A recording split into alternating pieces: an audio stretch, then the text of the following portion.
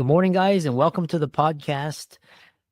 For those of you listeners that are interested in hearing about AI, what it is, how to use it, leveraging AI to buy back your time, to learn how to use AI to scale, grow, and also how to automate, delegate, eliminate, and becoming an AI first CEO, I have Aarti Anand from Denver, Colorado. And we're also going to get into the details of you are not born that way, you became that way, which is going to be really interesting. Aarti, welcome. Thank you, Chris. I'm Yeah. excited to be here. Yeah. Briefly chronicle your journey and how you got to be doing what you're doing now. Absolutely. So, I've been building software products for almost 15 years now. And somewhere along the way, I was also hopping on sales calls, helping the sales team sell the products that my teams were building. And I had this epiphany. I am already good at building, and now I'm helping someone else sell. I should just go do that for myself. So that's how I started my business. And it's been a wonderful and fun journey because now I get to help business owners automate the boring stuff and the manual things that they end up doing almost on a daily basis. And I always say, why walk when you can fly? And that basically comes from we're living in this wonderful age of technology where you can basically take pieces together. And if you think in workflows and not tasks on a daily basis, then you basically just try to connect the dots. I end up doing this daily, weekly, monthly, and the technology is already there. As long as people have that mindset of, I like to call them lazy, because they just hate doing hard work over and over again. And that's when you start to having that mindset, then it just becomes easy to think about, I can just go, can I delegate it to someone else? And could this be a person? Or is there a tool that exists that I can use to automate it? And once you start to have that mindset, it's just easy for you to take things off of your plate, and then you can go live life the way you're supposed to. Yeah, I love that. And, recently I was tutoring my nieces and we're using ChatGPT and their school math problems are like 20 steps. And then we're using AI to condense down to 3 steps. And then for some reason, schools call that cheating, whereas in the real world, it's actually progress and efficiency. We'll bring it to, so one thing is in your bio, you are not born that way, you became that way. What do you mean by that? That's a great question. Yeah. So I think as human beings, we're conditioned to live life a certain way. You you're born, and then you go to school, and then you get a degree, and then you go get a job, and then you do again XYZ. And we've accepted that as a norm for whatever reason, because these are the conversations we have had with our parents almost on a daily basis. And then in the end, you wait to retire, and then you want to do the things that you want to. But the thing with retirement is when it comes, you're at an age where you don't have the energy to do those things. You can't go skydive, you can't go surf, although maybe some 70 years old are doing that. But again, you may have the money, but also have the time, but you don't have the energy. And I think, again, I keep saying that in this age of technology, the way people are building businesses, they're challenging all those assumptions.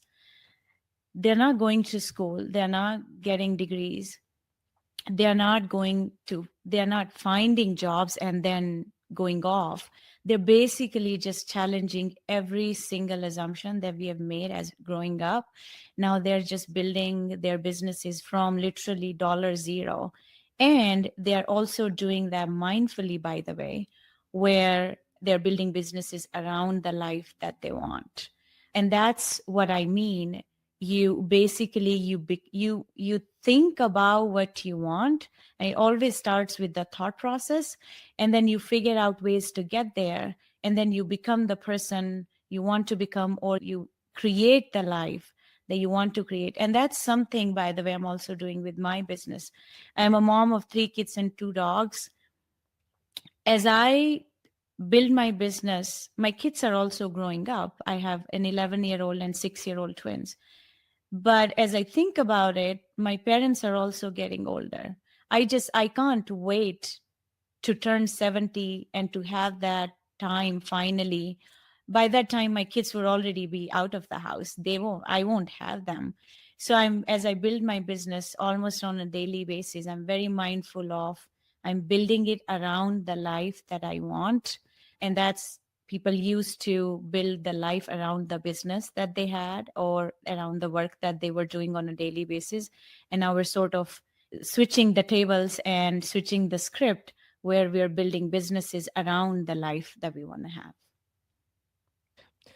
And the follow-up question, a corollary to that is, and that's a lot of the world is waking up to what you're talking about, especially millennial and Gen Z, Gen Alpha. When clients come to you, what is their pain point or frustration, or what is their aspiration and desire? Is it to become the next tech billionaire, or is it just a life to control their time, income, location? What do people come to you for? That's a great question. It's actually a mix of all. And I think the mindset is first. As happens with any new technology that comes our way, people don't like change because they just don't know how to adapt to it. And that's I also have an AI first CEO newsletter, by the way, and that's the first issue that went out.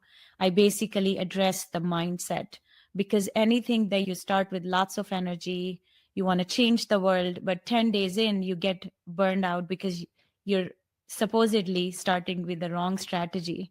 And then you're like, where did I go wrong? And then you burn out and then you stop. And that happens with any New Year resolutions or anything that people like to change.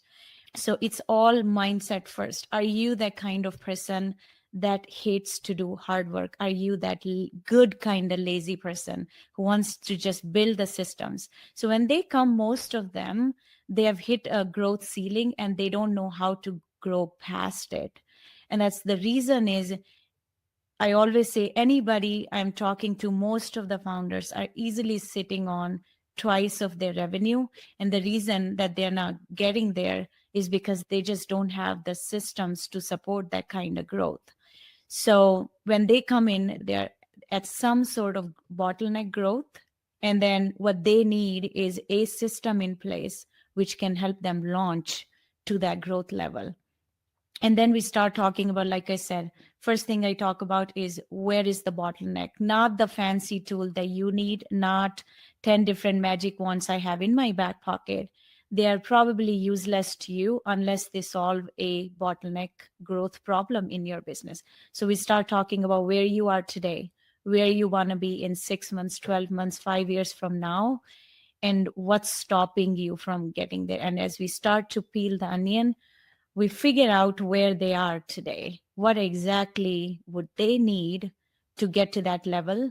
And I never have them head dive first. I always start with one simple system that I can put in that would give them the highest ROI. And then we start from there and we do incremental changes from there. And what do you say for the podcast listener? They're kind of mid-career or just late career, and they're like, yeah, it's too late for me. Is it ever too late? Or how can they start to use these systems and processes? A lot of doctors, they've been working 30 years and still can't retire. So how do you address these issues? Yeah. And I think it starts with it's never too late for anybody. People have started their careers at the age of 50, right? At the age of 60. I think it's again what type of life you're building when you turn 70. And I always joke about I want to have all the crazy stories for my grandkids, how I went from 9 to 5 to starting my own business at the age of 42 and just having fun along the way. So I think it's again, we're coming back to mindset first. And second, start wherever you are. I think it's really about the talent, the skills.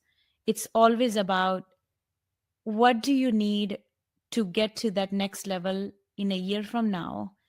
And you come back to the daily standards that you have to hold yourself accountable to in order to get there. People have built their apps at the age of 50, and they have done that over a period of 3 months, 6 months, 12 months.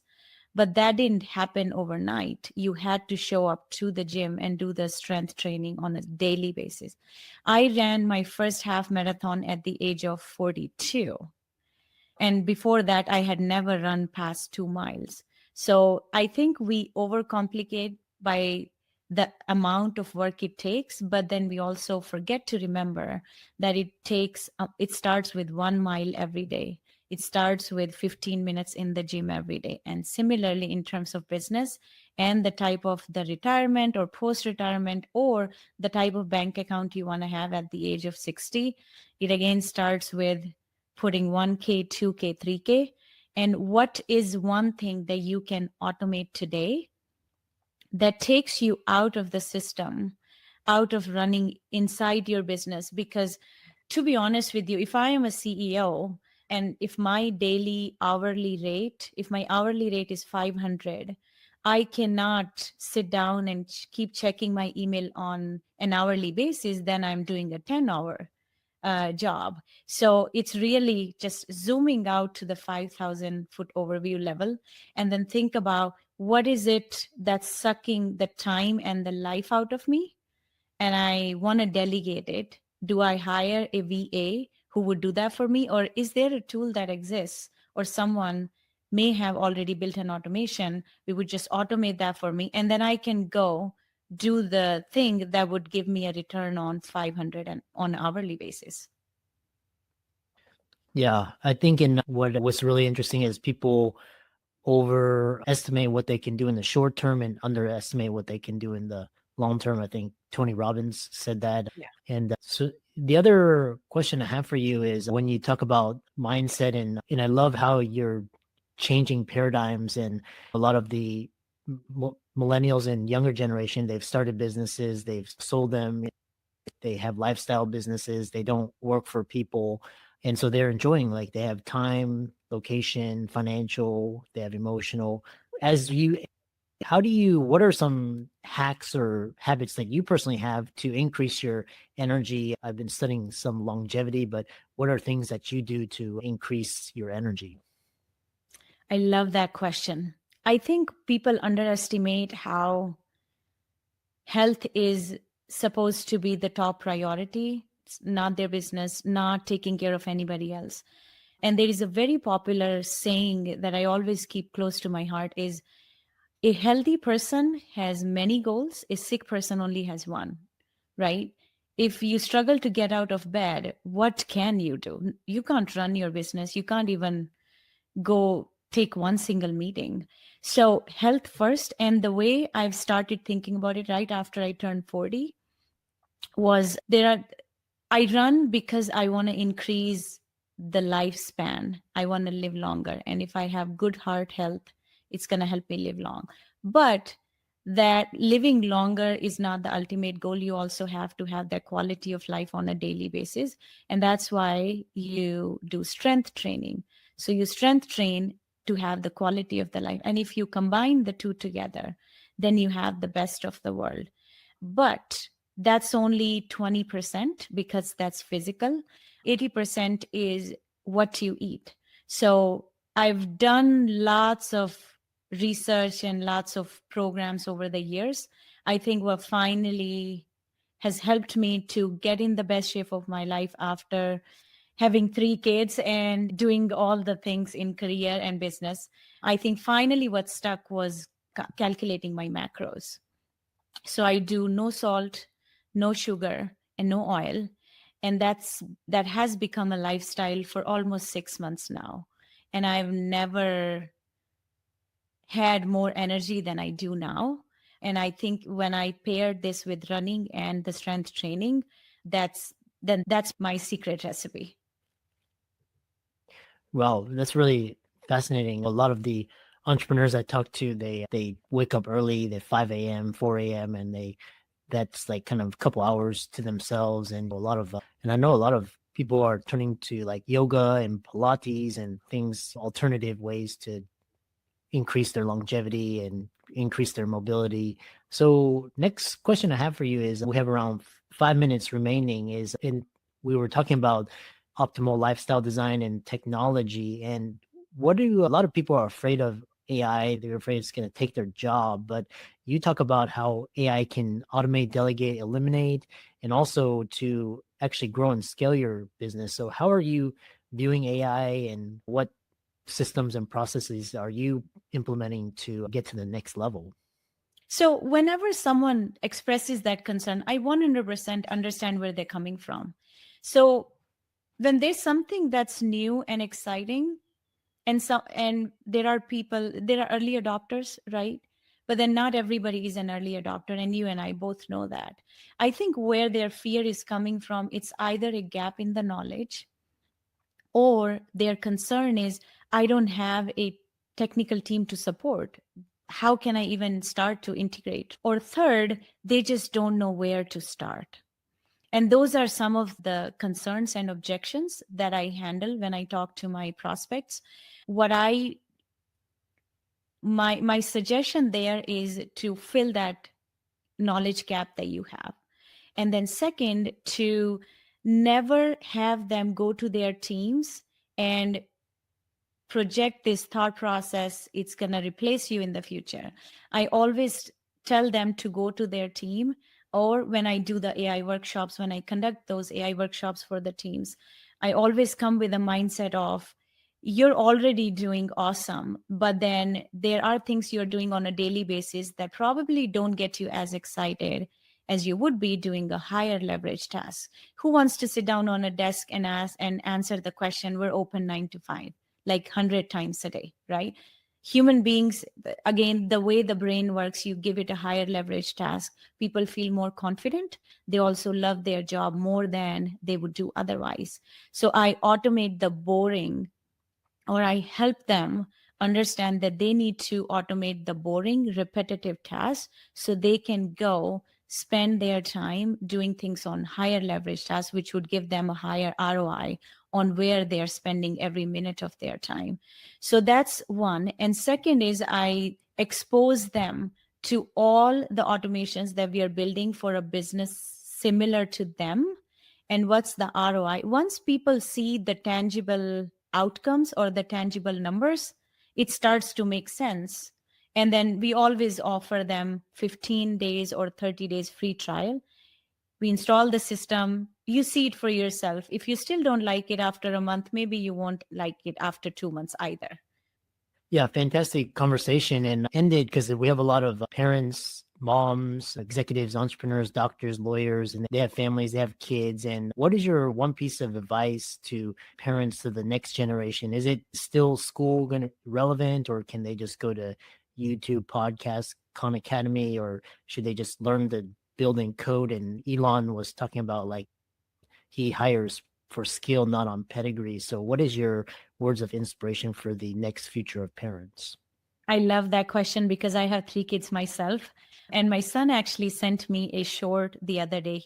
And it was something like a 16-year-old, he became a millionaire. And he said, Mom, you think I should still go to school? So that question really resonates with me. Okay, if I'm being honest, what I'm telling my kids and what I want every parent to just hear me out on it. You don't have to take this advice. But the technology today is so freaking fast. And the kids are so smart because they're exposed to all this information. I just want everybody not to fear the screen time, but think about where the natural inclination for your kids are, and give them one step today towards a tool that can help them have that conversation. It could be just a chat GPT conversation.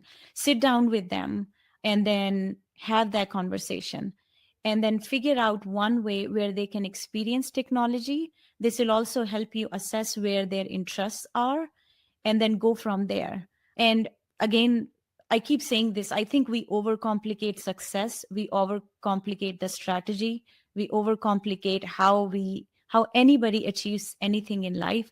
It all starts with taking one simple step, one action, which is in the right direction of where you want to go. If you want to become if you want to become a runner, you start with taking a walk outside for 5 days straight. And then Next 5 days, you start jogging, and next 5 days, you run your first mile. If you do that over a year, you'll be far ahead compared to anybody who's thinking of running 5 miles tomorrow. So, my only piece of advice would be kids are really smart. We are living in a fantastic age of technology.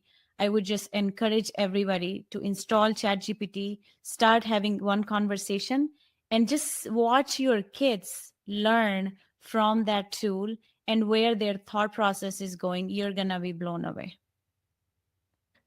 And people listening to this podcast, if they're inspired, how can they connect with you, find out more about you, learn from you, and connect with you? I'm on LinkedIn. So you can find me there. I'm also on Instagram. My son actually, funny enough, he started helping me in my business. And what I do is I'm a very huge proponent of content creation. So we're actually creating at least 3 pieces of content every day. And what he wanted to do is, since I love doing that, but I don't have the time to do it. So I told him if I delegate that whole thing, I am putting an SOP and a training together for him. He's going to watch it. He's going to do it for a month. He'll get paid a certain number of allowance each month. And every month he knocks it out of the park. I am going to increase by 50% every month allowance. And that's how he's learning with me. And that's why I say kids are so smart. They have the time. They also have the enthusiasm to take part in your business. I would just encourage everybody to leverage that side of creativity for them and just give them a hands-on experience in however way you can. So we're also in Instagram and YouTube. Yeah, I love that. And I'm doing the same thing with my kids too. And a really fantastic podcast. And I really enjoyed this conversation, and keep up the great work. Likewise, thank you for having me, Chris. I'm really excited. Thank you.